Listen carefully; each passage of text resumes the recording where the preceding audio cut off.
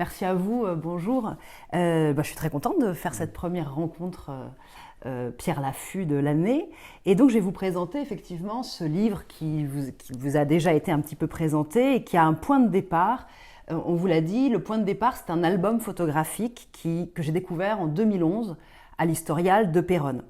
C'est cet album que je vais vous présenter, mais avant de vous raconter en fait la découverte et mon intérêt pour cet album très particulier, il faut que je revienne un peu sur ma première recherche qui donne le socle, d'une certaine façon, de cette histoire que je vais vous raconter aujourd'hui.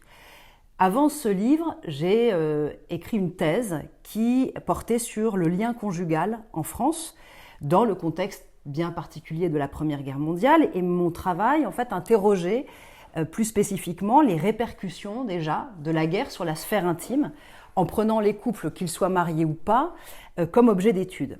Donc vous savez bien que cette guerre, elle a mobilisé massivement les hommes, et en mobilisant massivement les hommes, eh bien, elle a séparé massivement les familles, et elle a séparé massivement, évidemment, les couples. Et j'évalue à peu près 5 millions de couples qui, pendant la Première Guerre mondiale, pendant les 4 années qu'a duré la Grande Guerre, ont vécu la séparation. Voilà.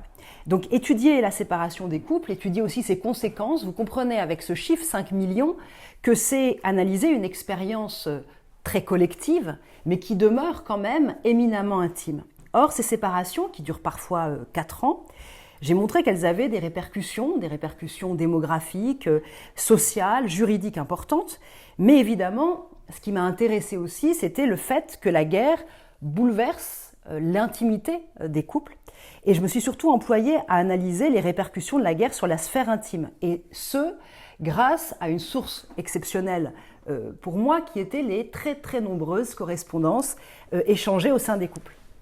Et en fait, c'est un phénomène sans précédent pendant la Grande Guerre, puisque les rapports conjugaux pendant la Première Guerre mondiale ne passent plus que, presque que, par l'échange de lettres. Et donc, dès l'entrée en guerre, on assiste à une inflation inouïe du nombre de courriers échangés qui proviennent d'absolument toutes les catégories sociales, ce qui est nouveau. Et donc, en fait, pour certains, eh bien, l'entrée en guerre, c'est aussi une entrée en écriture.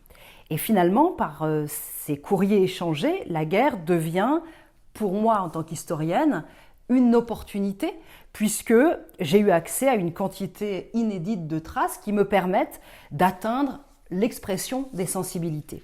Alors, à travers l'analyse de ces correspondances, cette première recherche entrait vraiment dans le quotidien de ces couples séparés par la guerre, et j'ai essayé de comprendre quelle forme avaient pu prendre des relations conjugales qui étaient presque exclusivement scellées par correspondance, je viens de le dire, et dans un contexte très particulier qui est marqué par la violence et par la mort. Et dans ce premier travail, j'ai entre autres constaté, et c'est un seul point, mais vous allez comprendre pourquoi je fais cette introduction-là, j'ai constaté à quel point, pendant la guerre, on avait imaginé par correspondance le retour du soldat, on avait donc imaginé la reprise de la vie familiale dans l'après-guerre. Et il y a une citation d'un agriculteur qui écrit très simplement ce que je veux résumer ici. Il écrit ceci à sa femme Félicie en novembre 15. Il écrit « C'est la guerre et là-dedans, pour nous, le principal, c'est le retour ». Et il m'a semblé assez remarquable que dans ces correspondances, eh bien, les couples construisent avec une immense précision des scénarios de leur retour. Ils mettent en scène précisément les gestes, les paroles, les émotions au moment des retrouvailles. Et donc, en fait, ils construisent un avenir commun. Alors, ils imaginent des choses aussi simples que, par exemple, les combattants faire enfin la connaissance avec leurs enfants, reprendre le travail qu'on a abandonné, qu'on a laissé aux femmes qui ont dû prendre de nouvelles responsabilités. Et puis, quelque chose qui m'a semblé aussi remarquable, c'était de voir à quel point la vieillesse devenait pendant la guerre, au moment de cette grande précarité de l'existence, un idéal. Beaucoup imaginent, lorsqu'ils auront, alors que ce sont des jeunes gens, ils imaginent avoir 95, 96 ans, et autre rêve de l'après-guerre, c'est pouvoir enfin relire les grosses correspondances, puisqu'ils s'écrivent presque tous les jours, qu'ils ont échangées pendant la guerre. Et puis, certains imaginent aussi le retour dans le foyer comme le moment où ils vont enfin pouvoir partager l'expérience de la guerre, et certains imaginent pouvoir enfin la raconter, et certains projettent même de pouvoir revenir avec leurs épouses sur les terrains de la Grande Guerre. Et finalement, Quand ils se sont projetés au lendemain du conflit, ces couples, ils ont pour la plupart envisagé pouvoir reconstruire une relation comme idéalisée, si vous voulez, que la guerre, comme s'il n'y avait aucune conséquence de cette grande séparation et de la violence, du traumatisme que pouvait constituer la guerre. Donc ils ont, le plus souvent, imaginé par correspondance pouvoir vivre une relation sans ombrage que seule la mort éventuelle du soldat pourrait interdire. Une question que je me suis posée donc, pendant ce premier travail, c'était de savoir, est-ce que ces retours imaginaires, ces retours imaginés ne furent qu'imaginaires, justement. Et c'est une question en fait très difficile à résoudre. Pourquoi ? Parce que les sources manquent. Les sources manquent puisqu'au moment même, évidemment, où les couples se retrouvent, lorsque le combattant a la chance de ne pas mourir pendant le conflit, eh bien, il n'y a plus pour moi les correspondances qui sont ma source principale. Et lorsqu'il y a source sur les retours, ces sources éclairent toujours les mêmes choses. Elles éclairent des retours difficiles, c'est-à-dire les retours conflictuels au sein des couples qui mènent soit devant le psychiatre, soit devant le juge. Mais lorsqu'il s'agit de regarder les retours dans leur banalité, je n'ai plus du tout accès à ces couples. Donc, on pourrait dire, si vous voulez, qu'en temps de guerre, l'intimité s'imagine et s'écrit, mais en temps de paix, elle se vit et elle se tait. Alors, vous comprenez bien que là, pour quelqu'un comme moi qui a un projet de recherche qui porte toujours sur la relation entre intime et guerre, je suis confrontée à une impasse. Je ne peux pas aller au-delà de ce que me donnent les sources. Et pourtant, la découverte à l'Historial de Péronne en 2011 de cet album photographique m'a offert la possibilité de ne pas complètement me résoudre à ce simple constat d'impasse. Donc, en 2011, je suis en thèse de doctorat et mon doctorat porte sur les couples pendant la guerre, je viens de vous le dire. Et là, je rencontre pour la première fois cet album photographique avec sa couverture de cuir, ses pages cartonnées, il est très épais, très lourd et il contient cet album 550 photographies, cartes postales touristiques qui sont toutes très soigneusement légendées. C'est en 2011 aussi que pour la première fois, donc, je rencontre ce couple qui est présent sur la première page de l'album. Vous le voyez avec ses contours tout méticuleusement découpés, la femme en tenue de mariée, l'homme en uniforme. Au-dessus de leur tête, vous lisez « Notre voyage de noces » et à leurs pieds, « Souvenir du 4 septembre 1919 ». Donc, un album photographique, a priori, pour une historienne du début du XXe siècle, c'est une source plutôt banale. Mais un rapide survol de ces pages a rangé cet objet parmi les plus exceptionnels que j'avais rencontrés pendant mes recherches. Parce que le marié est un ancien combattant de la Grande Guerre, on le voit avec cet uniforme sur la première page, il arbore sa croix de guerre, et puis le reste de l'album est consacré au voyage de noces qui dure 1 mois. Et pour ce voyage de noces, Nicolas vous l'a dit, les mariés ne vont pas en Italie, ils ne vont pas sur les bords de la Méditerranée, ils ne choisissent pas le printemps, le climat doux qui normalement marque les débuts de la lune de miel. Et non, ils choisissent l'entrée dans l'automne, puisqu'on est en septembre, et puis ça dure 1 mois, et ils se rendent dans les régions dévastées du nord de la France et de la Belgique. Ils vont donc dans des tranchées abandonnées, dans des villes en ruine, ils parcourent les paysages dévastés. Donc l'essentiel de cette lune de miel se passe sur les traces de la guerre que le marié vient tout juste de quitter, et le couple il se rend aussi très précisément dans les lieux où précisément il a combattu, là où aussi précisément il a été blessé. Et donc cet album photographique en 2011 m'a frappée, et je n'ai pas peur de dire que cet album il est devenu pour moi presque une obsession, parce que ce qu'il renfermait était très très loin de ce que je pouvais imaginer de ces lendemains de guerre et de ce que je connaissais en fait de ces lendemains de guerre. Mon obsession donc pour cet album, il s'explique par l'intrigue qu'il pose d'une certaine façon, parce que je me posais toujours et sans cesse cette question, comment comprendre le choix de ces paysages apocalyptiques pour y fêter le début d'une union? Qu'est-ce que ça nous raconte en fait sur le temps de la sortie de guerre? Et puis l'album, vous le comprenez, m'offrait une opportunité de saisir alors un couple, c'est vrai, un seul couple au sortir de la Première Guerre mondiale, c'est-à-dire justement précisément au moment où mon regard historien, normalement, les perdait. Il permet donc d'analyser un retour à l'intime au sortir de la guerre. Alors cette source qui était une obsession, cette source entêtante, j'ai voulu la creuser, j'ai voulu l'explorer, pour essayer de comprendre, ce qui est une question que je me pose sans cesse, pour essayer de comprendre jusqu'à quelle profondeur la guerre agit sur les individus. Alors je me suis lancé un défi, c'était de prendre comme point de mire, comme point de départ, une source unique qui était venue comme se mettre au travers de ma route, vous voyez, comme au travers de ma route de chercheuse.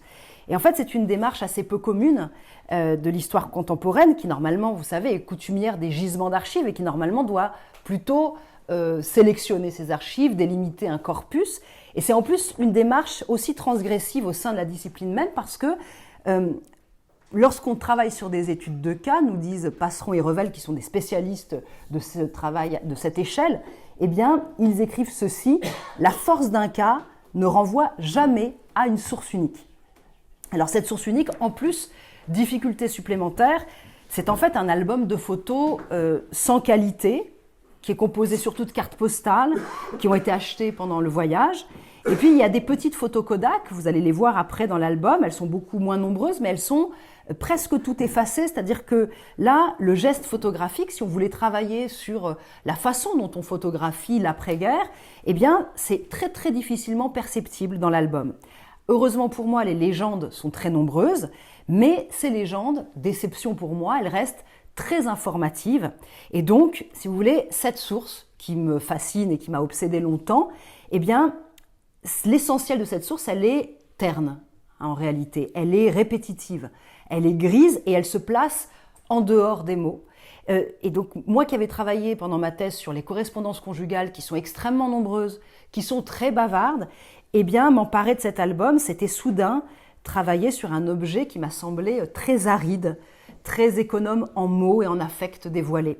Alors, une source, peu de mots, des images qui donnent le cadre. Vous comprenez qu'il a fallu, pour travailler sur cet album, eh bien, mener une recherche intensive sur et autour de l'album, tirer tous les fils que je pouvais trouver, mener l'enquête, et c'est cette enquête que je voudrais vous présenter aujourd'hui. Et donc, ouvrons l'album et menons l'enquête telle que je l'ai menée. Alors, j'ouvre l'album donc, et je tombe sur cette première page dont je vous ai montré un détail juste avant. Cette première page, vous voyez, elle est centrée sur le mariage, et cette première page va nous permettre de faire connaissance avec les mariés. Alors, nous sommes le 4 septembre 1919, à Paramé, station balnéaire limitrophe de Saint-Malo.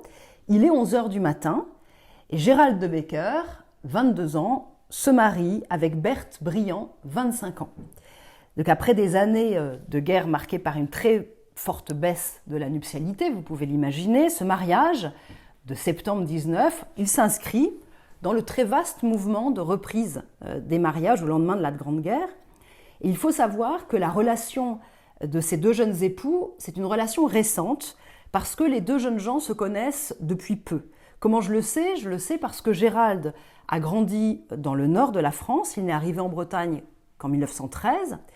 Berthe, elle a grandi à Fougères et elle n'arrive à Paramé que très peu de temps avant la guerre. Donc, il est très peu probable, si vous voulez, que les deux familles se soient connues avant la guerre et que donc Gérald et Berthe se soient connus durant leur enfance. Autre élément, en septembre 1914, Gérald a 17 ans, et il s'engage volontairement et intègre de façon anticipée l'armée. Et donc pendant 4 ans, dès septembre 14, hormis les très courtes permissions et des congés de convalescence, il est absent. Et cette absence, elle se prolonge dans l'après-guerre, puisque quand il se marie en 1919, il est encore mobilisé, officiellement.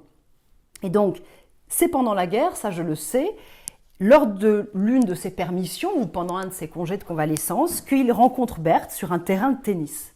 Alors, il est certain que le couple, à partir du moment où ils font connaissance pendant la guerre, le couple a entretenu une relation par correspondance. Il est impossible, étant donné leur milieu social, et étant donné ce que j'ai vu auparavant dans ma thèse, qu'ils n'aient pas échangé de lettres, mais cette correspondance est aujourd'hui disparue. Alors, on peut imaginer que dans cette correspondance, ils se soient fait des confidences, qu'ils aient appris à distance à se connaître. Mais au jour de leur mariage, Gérald et Berthe n'ont pas encore partagé beaucoup et de longs moments ensemble. Alors nous sommes le 4 septembre 19 et après le mariage, les jeunes époux et leurs proches se rendent dans le studio d'un photographe qui les immortalise pour cette rituelle photographie de noces que vous voyez là. Présents sur la photo, aux côtés des mariés, on a les parents de Gérald, sa sœur et son petit frère en costume marin, assis sur son strapontin. Présent aussi sur la photo, vous avez la mère de Berthe et ses 2 frères qui sont en tenue militaire. Ah, oula. Et présent, enfin, vous voyez aussi qu'il y a d'autres membres de la famille.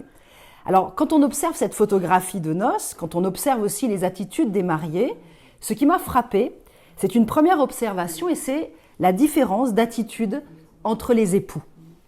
Berthe, vous la voyez, elle est droite sur sa chaise, avec son menton légèrement rentré, ses yeux levés vers l'objectif. Son visage semble fermé, il exprime une forme de gravité. Et cette attitude, elle tranche, je trouve, avec celle de Gérald, qui a une posture presque décontractée, le sourire en biais. On sent qu'il s'est posé, en tout cas qu'il n'est pas du tout impressionné par l'appareil. Cette première différence n'est pas très surprenante, parce que Gérald de Becker, c'est son nom, est coutumier des appareils photo, depuis son adolescence au moins, et il s'est posé. Il n'est pas du tout, il est habitué. Berthe, elle est peut-être, on peut l'imaginer, un peu intimidée par la solennité du moment, et par ailleurs, elle est issue de la bourgeoisie catholique, elle peut, on l'imagine aussi, redouter l'issue de la journée, si l'on en croit les travaux d'une autre lauréate, Aïcha Limbada, sur la nuit de noces. L'historienne, vous le savez, a montré à quel point cela avait pu être une épreuve difficile, douloureuse, notamment pour les femmes de la bourgeoisie. Alors cette différence d'attitude, elle n'est pas très surprenante donc, mais en fait en observant cette photographie, en observant cet air renfrogné de Berthe, je n'ai pas pu m'empêcher, et j'ai voulu répondre du coup à cette question que j'avais, je n'ai pas pu m'empêcher de me demander de quel mariage il s'agissait là. Est-ce qu'il s'agit d'un mariage d'inclination ou d'un mariage arrangé, d'un mariage d'intérêt? Alors j'ai voulu creuser cette première question que je me suis posée. Et l'étude, entre autres, de l'acte de mariage que je vous montre là, permet d'obtenir quelques éléments de réponse. Plusieurs éléments font d'abord de ce mariage un mariage tout à fait conforme aux normes bourgeoises de l'époque. Je l'ai dit, Gérald et Berthe vivent à proximité, l'un à Saint-Malo, l'autre à Paramé, donc 2 communes qui sont distantes d'à peine 4 km, aujourd'hui elles sont réunies, et cette proximité géographique, on peut l'imaginer, a favorisé leur rencontre. Surtout, et c'est important, ils appartiennent au même milieu social, la bourgeoisie d'affaires, puisque le père de Berthe était banquier, celui de Gérald est courtier maritime, et quand vous regardez la liste des témoins, j'ai passé en jaune, ils appartiennent là encore au même milieu. On a un négociant, un banquier, un industriel, un rentier. Donc là, on a une endogamie sociale qui, dans ce milieu-là, n'a absolument rien de surprenant. Donc pas de surprise, mariage banal. Et pourtant, il y a plusieurs éléments de ce mariage qui étonnent. Et donc, la transgression des normes d'un mariage bourgeois pourrait faire pencher pour le mariage d'inclination. Premier élément particulier, à son mariage, Berthe, qui est née en 1894, tel que vous voyez là, a 25 ans, et son mari, né en 1896, en a 22. Le fait que Berthe soit l'aînée n'est pas si commun, puisque la moyenne d'âge des hommes au mariage est alors de 28 ans, et surtout, c'est ça qu'il faut retenir, en général, l'époux est plus âgé que la femme. Mais là, il faut replacer le mariage dans son contexte. Le contexte du lendemain de guerre, et en fait, les attitudes matrimoniales se sont adaptées à un phénomène nouveau qui était le déficit d'hommes à marier. Et donc les femmes se sont mariées avec des classes d'âge plus vastes, c'est-à-dire avec des hommes soit plus âgés, soit avec des hommes plus jeunes. C'est ce qui explique d'ailleurs que malgré ce déséquilibre des sexes, et contrairement à toutes les craintes qu'on avait développées pendant la guerre, puisque l'angoisse c'était mais que vont devenir aussi ces femmes pour la République en danger, je veux dire, et pour la reproduction et la légitimité des futurs enfants, eh bien, le célibat féminin, après-guerre, n'explose pas du tout comme ça avait été anticipé pendant la guerre. Alors cette particularité, le fait que Berthe soit plus âgée que son mari, s'explique donc par le contexte de guerre et n'a plus rien de surprenant.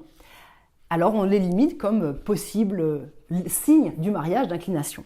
Mais alors il y a un autre élément qui étonne, qui n'est pas sur l'acte de mariage et qui est le fait que là il s'agit d'un mariage mixte. Gérald est protestant, Berthe, elle est issue d'une famille catholique très pratiquante, et donc leur mariage religieux, puisqu'il y en a eu un aussi, a nécessité des démarches particulières. Il a fallu notamment obtenir une dispense d'empêchement de religion mixte délivrée par l'évêché pour pouvoir célébrer le mariage dans la paroisse de Paramé. Donc ça, c'est un élément déjà plus particulier. Mais alors le dernier élément qui étonne, c'est sur l'acte civil, c'est qu'il indique qu'il n'a pas été signé de contrat de mariage, ce qui donc implique la communauté des biens. Alors là, on est face à un phénomène pas banal du tout pour les familles bourgeoises qui sont quand même enclines à penser les relations, enfin les mariages comme une affaire financière qu'il faut donc contrôler, si vous voulez. Et donc en cela, dans leur mariage, Gérald et Berthe, on peut dire qu'ils ont transgressé les normes de leur temps et transgressé les normes de leur milieu social. Alors qu'est-ce qu'on peut conclure de ces petits éléments ? Déjà, le fait que ce mariage ne semble pas être uniquement le fruit de négociations matérielles, qu'il ne semble pas uniquement répondre à un intérêt familial, même s'il faut être très prudent, puisque les mariages de convenance pouvaient aussi être des mariages d'inclination. L'un n'empêche pas du tout l'autre. Mais finalement, dans les écarts à la norme que ces sources révèlent, on peut faire l'hypothèse assez solide à mon sens que ce mariage de Berthe et Gérald a été un mariage d'affection. Cet album d'ailleurs, je reviens à l'album qui est le départ de mon travail, c'est un cadeau, c'est un présent destiné à célébrer cette union et c'est Gérald qui l'offre à sa femme pour célébrer leur première année de mariage, comme on peut le voir en tournant une nouvelle page de l'album. Je vous ai montré à la fois la page et le détail et c'est évidemment un point important puisque cet album dont on va voir quelques pages, il est adressé à Berthe et Gérald le lui dédicace. À ma petite Berthe chérie, cet album de notre voyage de noces, ce 4 septembre 1920, premier anniversaire de notre mariage. Donc le voyage de noces, justement, c'est aussi une rencontre affective qui inaugure l'union. Et le récit qui en est fait par Gérald témoigne aussi de l'affection de Gérald pour sa femme. Pendant son voyage, Berthe est photographiée.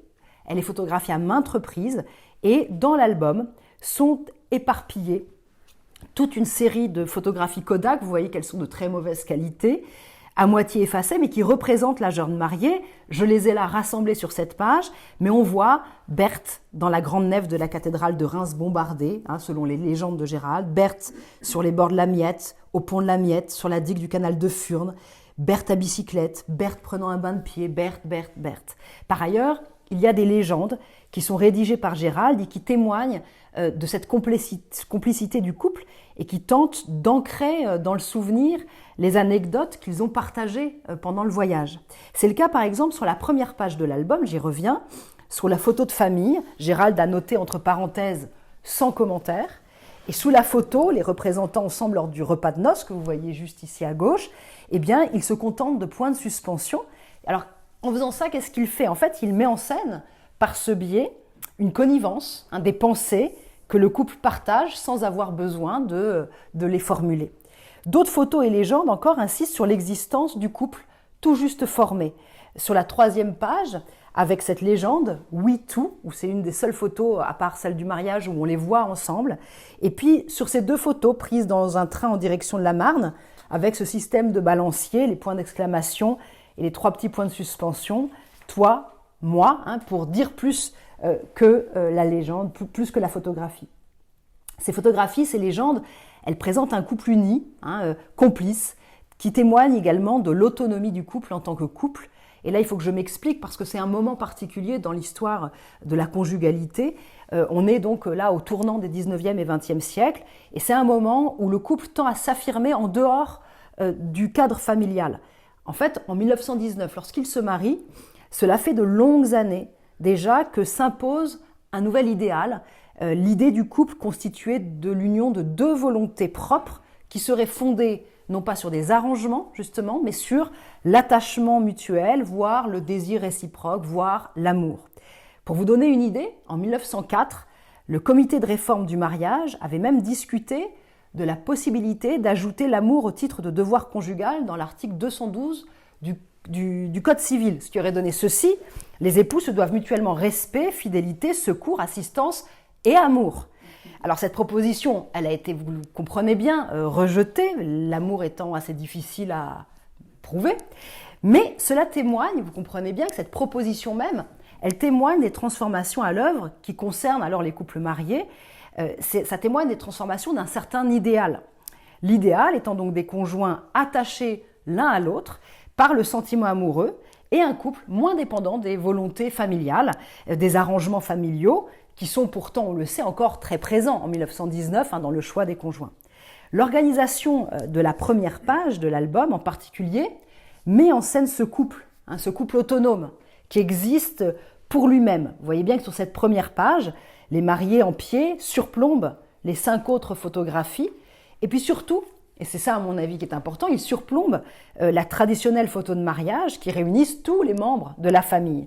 Vous voyez aussi que Gérald a pris soin de découper la photographie, de découper du papier craft aux formes de la silhouette, parce que c'est même pas du stylo, c'est du papier craft. Et pour mettre en valeur avant de coller le tout sur la page. D'accord ? Donc vous imaginez un peu le travail mené. Ce procédé-là, il isole matériellement le couple, mais il l'isole aussi symboliquement. L'ensemble de ces éléments font, selon moi, une démonstration d'affection de Gérald pour Berthe. Les époux se connaissent depuis peu lors de leur mariage. Le voyage de noces a été l'occasion de leur rencontre affective.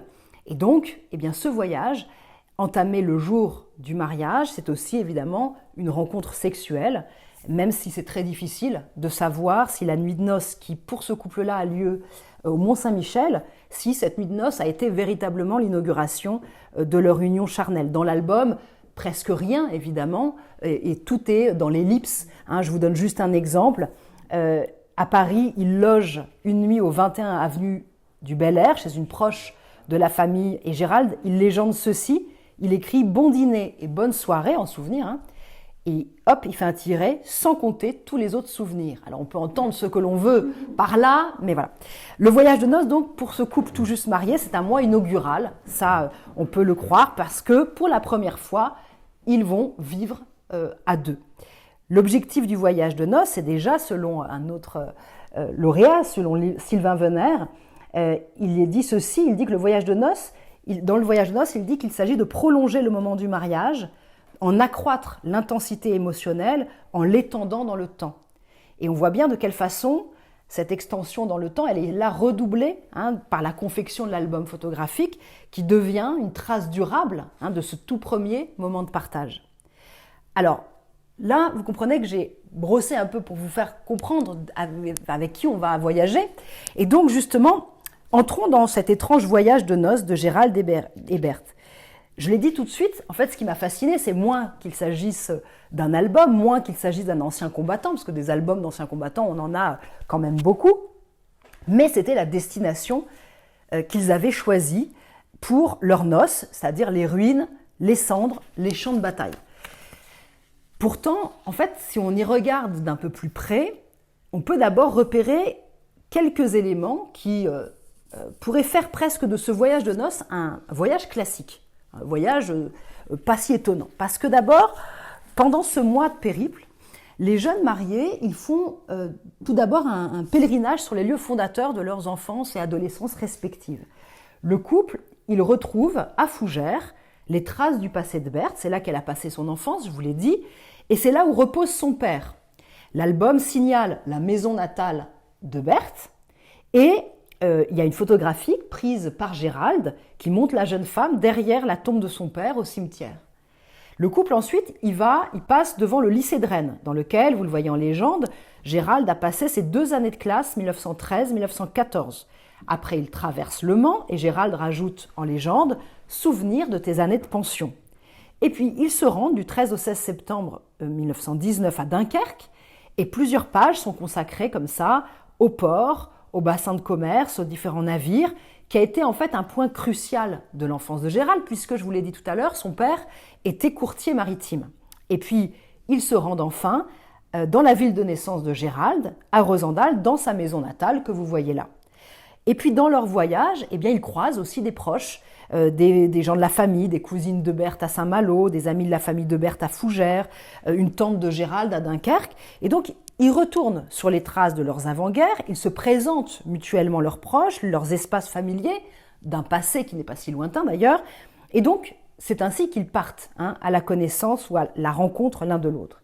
Et puis ce voyage de noces, au-delà de la destination sur laquelle nous allons arriver, eh bien, il prend aussi des allures de voyage ordinaire parce que c'est comme une excursion à visée historique, comme un circuit savant.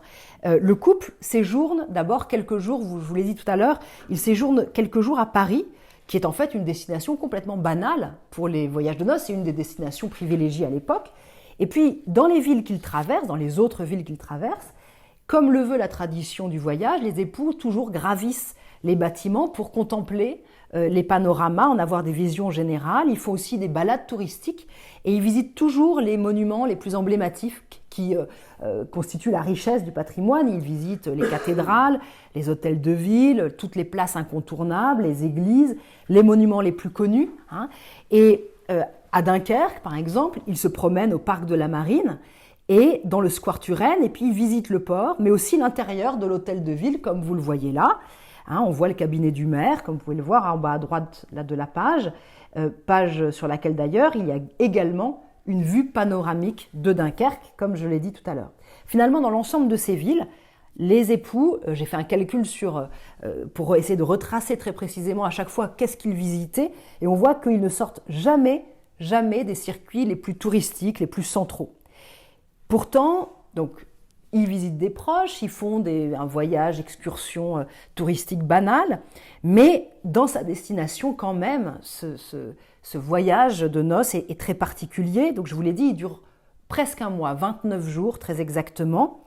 Mais Paris, le Mont-Saint-Michel, Fougères ne sont que des îlots de normalité dans un océan de ruines, constitué par tout le reste de l'album, parce que pendant la majorité de leur voyage, plus exactement pendant 20 jours, eh bien, le couple explore les effets de la violence de guerre.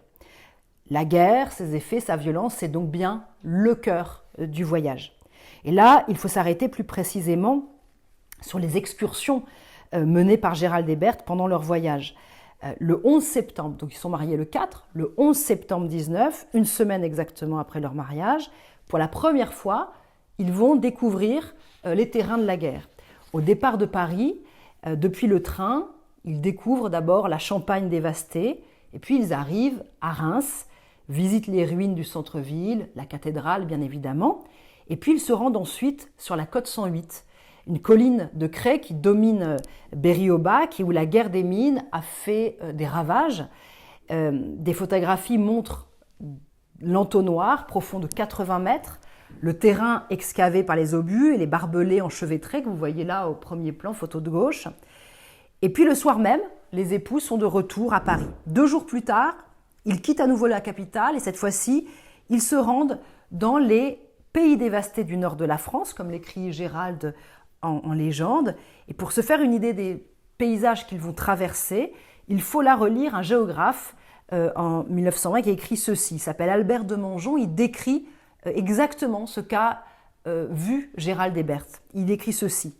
C'est un cataclysme qui a tout renversé. On ne déplore pas seulement la dévastation des forêts, des usines, des mines, des maisons, volontairement accomplies par l'ennemi.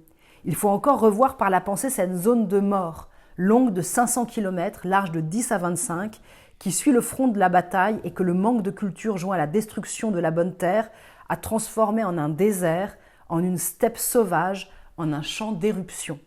Et c'est ce paysage de dévastation que les époux peuvent voir, eux qui traversent la Picardie, se rendent à Arras puis à Lille.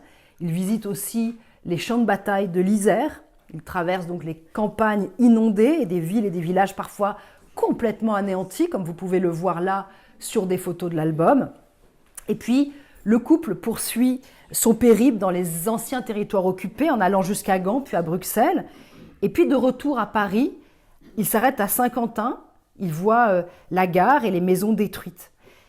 Alors dans l'album qui retrace le périple, c'est une succession, vous l'avez vu là, de paysages lunaires en réalité. Si l'on suit les légendes rédigées par Gérald, le couple voit, je l'ai dit, les paysages dévastés du nord de la France, mais aussi, ce ne sont que des citations de la légende, les maisons démolies de Lille, les demeures pillées de Saint-Quentin, le sourire de Reims décapité et mutilé, le casino éventré de Malo-les-Bains ou encore Dixmude, que je vous ai montré là, qui n'est plus qu'un tas de cailloux et de cendres au milieu d'un désert de boue. Alors finalement, vous voyez qu'en amenant son épouse dans les ruines, dans les champs de bataille, Gérald semble démontrer à sa femme ce que fut la guerre. L'album qu'il confectionne, qu'il fabrique l'année suivante, comporte aussi cette dimension presque pédagogique. Gérald situe précisément les différentes étapes de leur périple par rapport à tous les grands champs de bataille, parce qu'il constitue 3 cartes de leur itinéraire qu'il réalise à la main, vous voyez une ici, et qui permettent de visualiser le trajet réalisé en septembre 19 et de le superposer aux principales lignes du front. Et dans les villes qu'il traverse aussi, donc ça c'est l'itinéraire final où on les voit partir et on voit vraiment tout le parcours, c'est précieux pour moi évidemment. Et puis dans les villes qu'il traverse, il y a énormément de bâtiments qui sont en ruine, évidemment, et dans l'album, Gérald, ce qu'il fait, c'est qu'il confronte toujours des monuments détruits et des photographies montrant les mêmes monuments avant la destruction. Donc il redonne une visibilité aux paysages détruits. C'est le cas par exemple à Dunkerque, puisque Gérald consacre 2 pages à l'église de Saint-Éloi, démolie en mai 1915. Là, une première série d'images qui montrent des parties de l'église avant le bombardement. Et puis en écho, page suivante, d'autres présentent la toiture effondrée, les vitraux volatilisés, toujours c'est la légende, un coin de la nef bombardé. Il fait pareil à Nieuport-les-Bains, où il place en regard carrément 2 photographies. Première, légendée, un groupe de villas avant la guerre, et puis en dessous, le même groupe en 1919. Gérald aussi revient à plein de reprises sur l'histoire pluriséculaire des monuments historiques détruits ou des villes traversées, c'est-à-dire qu'il insiste, en faisant ça, il insiste sur les trésors de civilisation qui ont été pulvérisés par la guerre. Et donc, Berthe, qui est là pendant le voyage, elle en est témoin. La violence de guerre est absolument partout. Et de fait, la venue de Berthe sur les champs de bataille rend visible très fortement la différence des sexes. Puisqu'en lui faisant visiter les zones de combat, Gérald démontre à Berthe ce que elle, en tant que femme, elle n'a pas connu. L'intensité du feu, la puissance des obus, la violence des armes. Alors, on ne sait pas en fait de qui, est-ce que c'est Gérald, est-ce que c'est Berthe, qui le premier ou la première a eu l'idée d'un tel voyage. On ne sait pas, mais toujours est-il que le choix des champs de bataille, des ruines, comme destination d'un voyage de noces, comporte immédiatement une dimension transgressive. Parce qu'il faut savoir qu'en 1919, la pratique du voyage de noces, c'est une pratique qui est plutôt récente. Mais alors qu'elle était d'abord, début du siècle, du 19e siècle, d'abord réservée à l'aristocratie, aux plus fortunés, tout au long du 19e siècle, c'est une pratique qui s'est démocratisée. Et à la fin du 19e siècle, début du 20e, pour la bourgeoisie, c'est une pratique complètement commune. Et c'est cette relative démocratisation, d'ailleurs, qui a favorisé certaines crispations. C'est-à-dire qu'il y a des hygiénistes, des guides de savoir-vivre qui multiplient, au sujet du voyage de noces, des recommandations, voire des injonctions. Alors, dans les injonctions et les recommandations, voilà ce que ce sont, je vous fais un petit résumé. Partir le soir même, avant l'accomplissement de la nuit de noces, c'est une très très grave erreur, affirment les guides de savoir-vivre, les thèses de médecine, et c'est ce que font Berthe et Gérald qui partent le soir du 4 septembre 1919. Les guides, ils regrettent aussi que les époux, qui veulent toujours se distinguer, cherchent toujours des destinations plus farfelues, plus lointaines. Faute, disent-ils, grande faute, puisque le savoir-vivre voudrait que les époux reportent leur voyage à plus tard et qu'ils entament leur vie commune dans un lieu calme, à proximité de chez eux. Les mêmes guides mettent en garde. Ils disent « Attention, entamer la vie commune par un voyage peut créer, alors là on parle des voyages de noces en Italie, ça peut créer de l'inconfort. Pour les femmes, il faut donc absolument l'éviter. Et là, pour sa lune de miel, faute d'infrastructure, Berthe va dormir chez l'habitant. Les auberges sont extrêmement rares et donc pour déjeuner et dîner, il a fallu se débrouiller. Et puis les chemins de fer en 1919, ils ne sont pas du tout tous reconstruits et donc Berthe va pédaler, elle va marcher, traverser des champs de bataille cabossés, tout cela en chaussures à talons. Vous la voyez là à gauche de l'image, sur la côte 108 que je vous ai montré tout à l'heure, en queue de la caravane, comme vous le voyez. Et pour voir sa tenue d'excursion, vous regardez ici et vous voyez assez nettement les chaussures très pratiques qu'elle porte pour gravir cette côte 108. Il faut par ailleurs aussi préciser que ce voyage a lieu avant les grandes campagnes de regroupement des corps qui ont lieu à partir de juillet 1920. Ce qui signifie concrètement qu'en septembre 1919, les champs de bataille sont de vastes champs de sépulture et que plane très concrètement encore l'odeur de la mort. Le danger, enfin, n'a pas du tout disparu, puisque le journal des régions dévastées déplore la multiplication des accidents, parfois mortels, liés aux obus non éclatés qui parsèment encore le champ de bataille et les visiteurs peuvent en faire les frais. Ce voyage, donc, vous comprenez bien, là je repense aux injonctions des guides de savoir-vivre qui disent que les femmes doivent vraiment vivre le début de leur vie conjugale dans un grand confort. Vous voyez bien que ce voyage n'est pas confortable, qu'il est au contraire une épreuve. Et en partant en voyage de noces dans les champs de bataille, donc Gérald Hebert transgresse toute convenance, si l'on suit les guides de savoir-vivre. Mais alors, est-ce qu'ils sont les seuls à le faire ? Il faut dire là que quand j'ai décidé de prendre cet album comme objet de mes recherches, moi je pensais que ce voyage de noces dans les tranchées relevait de parce que je n'en avais jamais croisé d'autres. Alors bien sûr, j'avais quelques indices. Ils auraient dû, ces indices, me mettre la puce à l'oreille, puisque je connaissais très bien le phénomène de tourisme de tranchées, qui naît pendant le conflit et qui se développe très fortement au lendemain de la guerre, notamment lorsque la zone du front est ouverte. Alors là, c'est des faits massifs. Pour vous donner juste un élément précis, dès 1917, la firme Michelin a publié 3 guides touristiques des champs de bataille pendant la guerre elle-même, et puis des dizaines d'autres vont suivre après ces 3 premiers. Et à partir du printemps 1919, donc peu de temps avant le voyage de Gérald Hebert, sont mis en circulation des trains spéciaux vers les régions dévastées, et donc des personnes curieuses viennent voir les lieux du conflit. D'autres viennent se recueillir sur les lieux où sont tombés leurs proches, et puis d'autres encore, de façon très concrète, viennent essayer de retrouver les corps, de leurs disparus. Ce tourisme, ou pèlerinage, ça dépend comment on l'entend, se développe de telle façon qu'en 1919, en France, 75% des visites touristiques ont lieu sur le champ de bataille. Donc c'est un phénomène très massif qui permet de comprendre dans quel cadre s'inscrit ce voyage de noces particulier. Et puis, autre élément qui aurait dû m'alerter, dans plusieurs correspondances de guerre que j'avais lues pendant ma thèse, donc, des soldats, je vous l'ai dit, affirmaient vouloir revenir avec leurs conjointes dans les paysages découverts pendant la guerre. Je vous donne juste quelques exemples. André Kahn, il annonce à sa femme en janvier 15 « Je compte bien repasser avec toi dans tous ces coins où j'aurai vécu sous l'uniforme. Tu feras ainsi ta petite campagne de 14. » Autre exemple, on est en octobre 14 et c'est un mobilisé qui s'appelle Désiré Sic et qui fait cette promesse à sa femme Fernande. Il lui dit « Si Dieu le veut, bientôt je te reverrai et nous referons la noce. On se remariera quoi et nous ferons notre voyage de noces sur le théâtre de la guerre. Cela je te le promets, j'ai caché quelques souvenirs un peu partout dans la terre, fusils, casques, etc. Nous reviendrons les chercher ensemble. » Et sa femme lui répond « Fais des économies pour notre voyage de noces et surtout conserve tous les bibelots.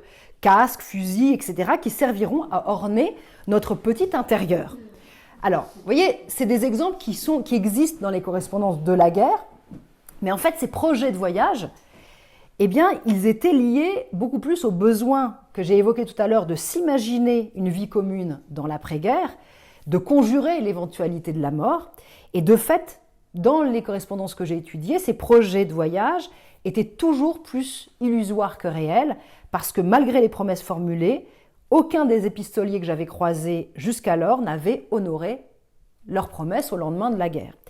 Donc je n'aurais pas imaginé trouver les traces d'un tel voyage de noces dans les archives, et c'est la raison pour laquelle, pour moi, ce voyage de noces réalisé demeurait exceptionnel. Or, en effectuant ma recherche, j'ai découvert des traces de 5 autres voyages de noces dans les tranchées, et voici l'un d'eux, c'est l'Ouest éclair qui relate en septembre 19, exactement au même moment, un tragique voyage de noces. C'est l'histoire terrible d'un ancien mobilisé et son épouse qui partent en voyage de noces, en excursion, dans les régions dévastées où le soldat avait combattu. Et il avait fait la guerre des mines, mais une mine éclate et tue ce combattant qui avait pourtant survécu à la guerre des mines. Alors, c'est bête. Ces traces d'autres voyages, vous comprenez qu'ils sont peu. 5, c'est pas beaucoup. Plus le mien, 6. En fait, ces traces fragilisent le postulat du caractère d'exceptionnalité du voyage de noces de Gérald et Berthe. C'est-à-dire que le périple nuptial de Gérald et Berthe pourrait en fait être le symptôme d'une pratique non isolée. Ça ne signifie pas que c'est une pratique commune, mais elle indique quand même que pour d'anciens mobilisés, célébrer leurs noces, célébrer le début de la relation conjugale sur le champ de bataille, à l'endroit même où ils ont combattu, c'était de l'ordre du possible. Et cela témoigne, de façon concrète, de la façon dont la guerre aura pu s'inscrire dans les relations conjugales après le silence des armes. Et finalement, ce voyage de noces, et puis l'album qui en fait le récit, questionne une dernière chose, selon moi, ça questionne la notion de démobilisation. Parce que lorsqu'il se marie, vous l'avez vu, Gérald est encore en uniforme, et c'est accompagné de son épouse qu'il va rendre, étape symbolique, qu'il va rendre sa tenue militaire. Et donc, le voyage de noces, c'est aussi celui de la démobilisation de Gérald. Le livret militaire de Gérald l'indique, sa date officielle de démobilisation, c'est le 7 septembre. Il s'est marié le 4. Et dans les premiers jours de son mariage, eh bien, ils se rendent de son voyage, ils vont à Fougères et Gérald se rend à la caserne des urbanistes où il est inscrit « Légende, souvenir de démobilisation, 6 septembre ». Donc Berthe, elle a accompagné son mari dans cette étape symbolique qui marque symboliquement la réintégration dans la vie civile. Donc pour Gérald, ce voyage de noces, c'est à la fois une entrée dans l'existence maritale et ce sont des retrouvailles avec son identité de civil. Pourtant, si cette démobilisation militaire elle est effective à partir du 6 septembre, 7 septembre, on sait que le processus de sortie de guerre est beaucoup plus difficile. Et de fait, Gérald, on le voit dans l'album, ne semble pas tout à fait sorti de sa guerre. On sait que les destinations du voyage correspondent à des secteurs où Gérald a combattu, des secteurs où il a séjourné pendant la guerre. Suite à son engagement, je vous ai dit qu'il avait été engagé volontaire en septembre 14, Gérald intègre en tant que fantassin le 110e régiment d'infanterie qu'il rejoint dans le secteur de Berry-au-Bac, code 108. Puis il devient pilote et il stationne avec son escadrille dans les Flandres belges, non loin de l'Isère, exactement là où il va se rendre avec sa femme. Et puis enfin, après avoir été envoyé en Orient, après son rapatriement sanitaire à cause du paludisme, après quelques mois de convalescence, eh bien c'est au sein du 54e bataillon alpin de chasseurs à pied qu'il termine sa guerre, où ça, dans l'Aisne, non loin de Saint-Quentin, je vous ai montré une photo tout à l'heure, et puis blessé par un éclat d'obus à la mâchoire le 3 octobre 18, c'est là la fin de sa guerre. Alors les destinations, vous avez entendu, les destinations choisies pour ce voyage de noces n'ont donc rien d'anodin. Elles doivent permettre à Berthe, plus précisément, de comprendre exactement ce qu'a été l'expérience de Gérald. Et dans l'album, Gérald intègre une temporalité particulière qui est celle de sa guerre. C'est le cas, par exemple, ici, pour 2 pages consacrées au souvenir de sa campagne au 110e de ligne dans les environs de Pont-Aven et de Berry-au-Bac. Donc ce sont ces 2 pages-là, voyez. Et Gérald a construit, de même, là, certaines pages où il superpose 2 temps. Le temps de la guerre en haut, que vous voyez avec ces 7 petites instantanées de très mauvaise qualité, et puis dans la partie inférieure, le temps de la guerre, avec ces 2 photographies de plus grande taille, de bien meilleure qualité, qui montrent la ferme Bogart, où ils se rendent, aussi pendant le voyage, et vous voyez Gérald là, qui pose en tenue d'aviateur avec son mécano, et devant son premier avion qu'il a appelé Corsair. Le grain usé des photos ne permet que de deviner, vous le voyez très souvent les silhouettes, mais en fait il est aussi intéressant de s'arrêter sur l'attitude de Berthe, quand on peut essayer de deviner un peu comment elle se comporte, parce qu'elle pose, elle, sur les lieux des combats, elle pose parmi les décombres.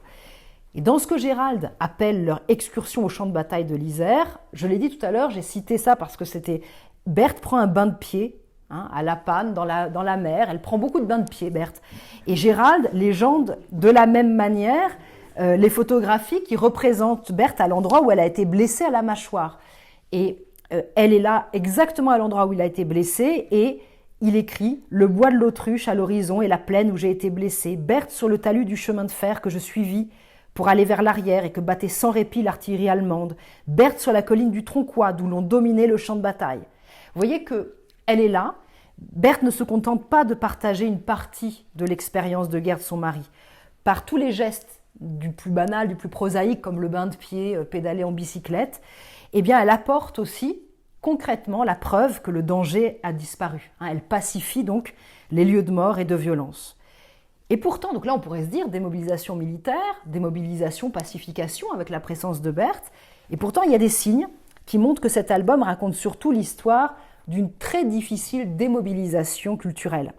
Et là, je voudrais qu'on s'arrête 2 secondes sur quand même l'application très grande avec laquelle Gérald a fabriqué son album. On l'a vu, les photos sont commentées, les cartes postales sont commentées avec soin. Je vous ai montré tout à l'heure les cartes réalisées à la main qui sont d'une extrême précision. Et puis, les cartes postales, comme j'en ai mis quelques exemples, même les cartes postales sont découpées, elles sont mises en valeur par ce collage, ce qui accentue la dimension artistique de ces ruines. Et donc, pour fabriquer l'album, il est certain que Gérald a passé de très nombreuses heures dans lesquelles il a dû se replonger, bien sûr, dans son voyage de noces, puisqu'il le raconte, mais aussi dans son expérience de guerre. Et comment il présente cette guerre ? Eh bien, il la présente sans distance. Gérald, dans les légendes, est rempli de haine à l'encontre de l'ancien ennemi, qui, selon lui, dans les légendes, est seul coupable de la violence de guerre. Les Allemands sont évidemment des Boches, qui multiplient, selon lui, les victimes civiles, qui détruisent les monuments historiques d'une valeur exceptionnelle, qui sont des barbares, la barbarie allemande, qui est mise en scène par Gérald. Et puis, en feuilletant un tel objet, c'est très difficile de ne pas penser à quelque chose qui est très difficile à documenter, qui est la nostalgie du front, qui s'est emparée pourtant de certains soldats après le conflit, ou même pendant, lorsqu'ils étaient sortis du conflit. Donc, ce qu'on peut dire, c'est qu'en 1920, qui est la date de la création de l'album, la démobilisation de Gérald a beau être effective, elle n'est pas complètement accomplie. Et finalement, l'existence même de ce voyage et de cet album interroge les silences des lendemains de la guerre. Parce que, vous savez, il a été dit beaucoup sur le malaise du retour, sur la difficulté pour les combattants à retrouver le cours de leur vie, au point qu'on pourrait dire que c'est presque devenu un point commun, un lieu commun, qui persiste malgré les travaux nombreux des historiens sur cette question. Le lieu commun, c'est de dire qu'au lendemain de la guerre, les combattants de la Grande Guerre auraient fait massivement silence sur leur expérience. Alors les historiens de la Grande Guerre le savent, ce lieu commun du silence, pris comme un tout homogène, et il faut le relativiser très fortement. Outre le fait d'abord qu'il y a de très très nombreux récits de guerre qui sont publiés pendant la guerre, mais aussi après la guerre, il me semble que les contours de ce silence varient. C'est-à-dire que le contour du silence varie toujours selon les personnes à qui on s'adresse, c'est-à-dire qu'on peut se taire dans un cercle et puis s'ouvrir dans un autre. Il varie aussi selon les personnes qui sont capables ou pas de recevoir le récit, de l'entendre. Selon aussi, je crois, ce qui a été dit pendant la guerre, et là je pense bien sûr aux correspondances que je connais si bien et que j'ai étudiées et qui disent l'extrême violence, la mort, et donc pourquoi redire ce qu'on a déjà écrit maintes et maintes fois pendant 4 ans ? Et puis ensuite et enfin, je pense que le silence n'est pas uniforme, c'est-à-dire qu'on peut faire silence et partager en même temps, c'est-à-dire qu'on peut dire la guerre, on peut dire sa violence, mais taire certains éléments, comme par exemple l'acte de tuer, ou plus encore, la peur ressentie pendant le conflit. Et donc dans ce travail, j'ai cherché à questionner, à nouveau frais, le silence des combattants au lendemain de la guerre. Alors évidemment, l'existence de l'album d'un voyage de noces permet de faire vaciller tout de suite l'idée de ce silence uniforme. L'ancien immobilisé, ici, il ne se contente pas de parler de sa guerre, il en montre très concrètement les effets pendant le voyage et puis après à travers l'album. Mais ce qui m'a intéressé, c'est en fait de prendre la mesure des silences qui demeurent malgré cette monstration de sa guerre par Gérald. On comprend facilement que dans l'album fabriqué par Gérald, destiné à sa femme mais qui en fait va être montré à la famille, va être montré bien au-delà de ce cercle seulement intime, toutes les rugosités biographiques sont aplanies, elles n'existent plus. C'est-à-dire que Gérald se présente toujours, partout, à son avantage. Il ne montre que ce qui peut être socialement reçu, ce qui correspond aux normes attendues. Et donc Gérald montre certes une partie de sa guerre, il laisse percevoir par ce voyage ses traces les plus violentes, mais qu'est-ce qu'il montre au fond de sa peur, qui est en fait le sentiment le plus tu par les combattants dans leurs correspondances et leurs écrits? Rien.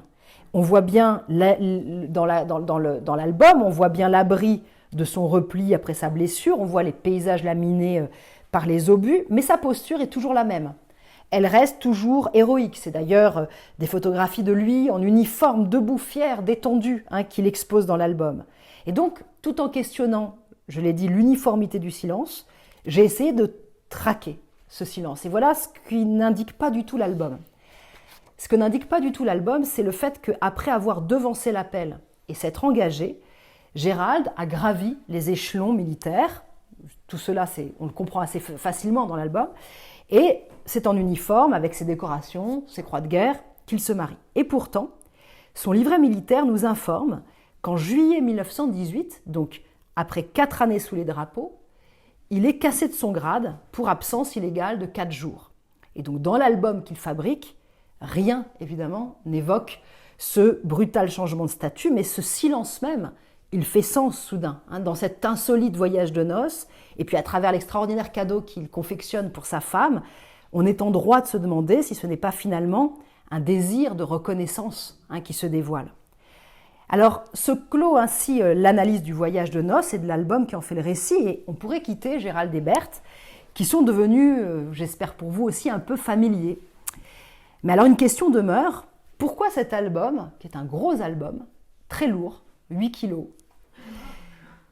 pourquoi cet album photographique qui est issu du fort privé, qui est une source privée, pourquoi il est conservé à l'Historial? Alors, réfléchir aux conditions de conservation des archives, c'est-à-dire comprendre comment les archives nous parviennent, c'est toujours extrêmement important. Eh bien, cet album n'aurait pas dû me parvenir. Il n'a pas été déposé par la famille dans un centre d'archives, il a été acheté par un collectionneur, par l'Historial de Péronne, Historial de Péronne qui en est aujourd'hui le propriétaire. Donc cette archive privée est devenue publique, mais sans que la famille, en tout cas pour ce que j'en sais à ce niveau-là, soit venue à Péronne déposer ses archives. Pourquoi donc cet objet a été versé dans les archives publiques? Pourquoi cet objet m'est parvenu? Et j'ai une hypothèse que je ne pourrai jamais confirmer, mais pour vous la communiquer, il faut que je vous raconte très rapidement la fin de l'histoire. Alors c'est une fin pas tout à fait banale, parce que, comme toujours, l'histoire est faite de surprises, et il faut pour ça revenir à l'acte de naissance. Sur l'acte de naissance de Gérald, il y avait cette mention « Décédé lors des combats de la libération dans la région de Mi-Forêt, commune de Liffré », la date du décès est fixée au 20 août 1944. Alors engagé volontaire contre l'Allemagne en 1914, Gérald est mort pendant la Seconde Guerre mondiale. Qu'est-ce qu'il s'est passé? Dans l'entre-deux-guerres, Gérald reprend d'abord l'entreprise de courtage maritime de son père. Classique. Après, il part avec sa femme en Indochine, au milieu des années 20. Il est alors employé comme inspecteur au sein de la Compagnie franco-asiatique des pétroles Sud-Indochine.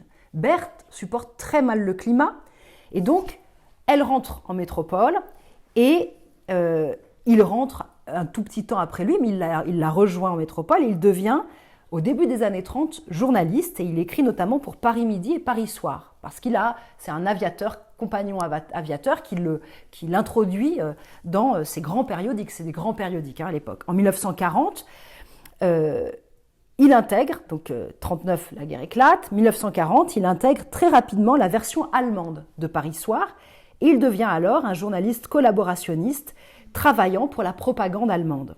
En août 1941, en tant que journaliste pour la version allemande de Paris Soir, il assiste au départ pour le front de l'Est du premier contingent de la Légion des volontaires français contre le bolchevisme. Il en écrit un article, ça lui donne une bonne idée, il intègre à son tour la LVF quelques mois après.